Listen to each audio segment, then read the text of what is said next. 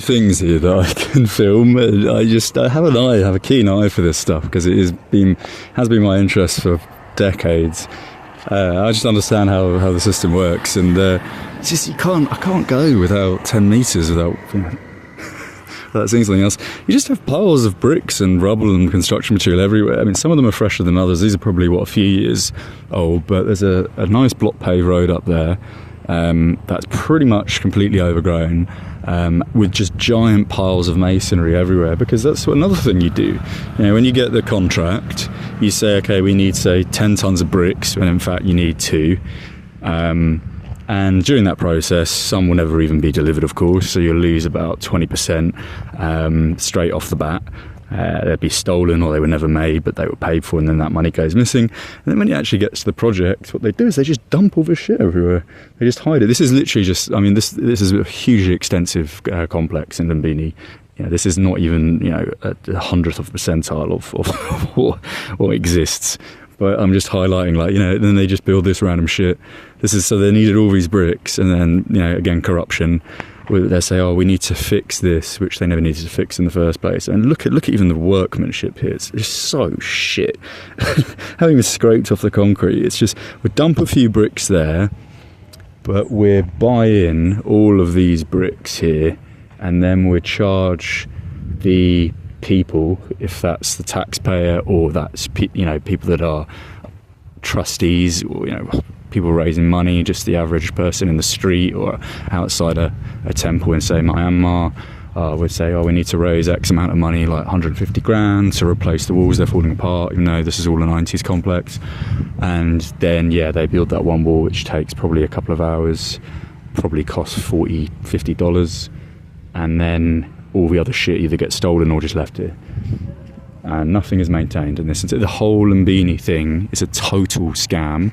And all of the shells that you see, so all of these complexes for each respective nation, it's not every nation, but it's a lot of them, they've then converted into these gimmicky little tourist traps where Belens will come along and say, oh, I want to meditate with these Buddhists, in the heart of Buddhism, in the place where it was, founded, essentially. The man who created this set of ideals was birthed, and we want to go and we want to release our inner tensions. It's all bollocks, man. It's all fucking bullshit. It's just a joke. A joke. Oh dear. I'm super stoked by this though. I'm so glad I came, because I showed up yesterday. And I arrived at my hotel, and of course, this whole place it's culturally very Indian, and it's really not Nepali at all, both in terms of the aesthetics and culture of the people here. Most of them are Indian nationals, for sure. But, you get to places and it's just kind of the scammy vibe that you get in a lot of tourist places in India, which I have seen, to be honest, for the most part in Nepal, with respect to the permit fees and the trekking fees and the special permit fees and the municipal fees and the fucking whatever they can make up. One of the fees, by the way, is $500 a day if you want to visit certain places in Nepal. Such a scam. But that aside, so I arrived to my hotel, was like, oh, we don't have any hot water because there's no sun, because at the moment it's been quite misty, which is fair enough. But they also provided the stinkiest blanket I've ever had in my life. This is a relatively well-rated place as well.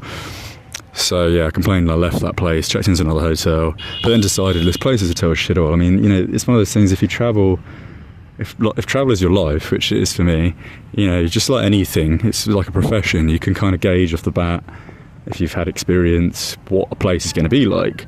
And if you're on the fence, then go to the place and see, and either you'll be proven wrong occasionally or it'll be validated. And this is just like, I knew when I arrived in the town it was a shithole. I saw, having travelled a bit around Nepal and seeing, the main roads being in such shoddy condition between, important cities and important places. When we came here, the best roads were here. Unnecessary, huge lane roads for a relatively small place. Albeit they do get tourism here, but you prioritise a highway between two major cities first, surely, because all this is just a scam. So I knew straight away what it would be like, more like a little Disneyland, but it's a Disneyland that has expired, and probably expired within months of construction, hasn't been maintained at all. But of course, all the money will keep coming in. but it would just disappear. You know, you probably have old ladies in the US from the 60s, wives of billionaires during that hippie movement that had a bit of money and probably got coaxed into donating to these big Buddhist projects. We're talking loads of cash. I mean, you know, you take a country like India, there's 1.6 billion people. There's rich people in that scene, and they're, you know, usually rich people are idiots, or certain numbers of them, and I'm sure so much capital was gained from that. Yeah, cool. I'll film something else in a bit.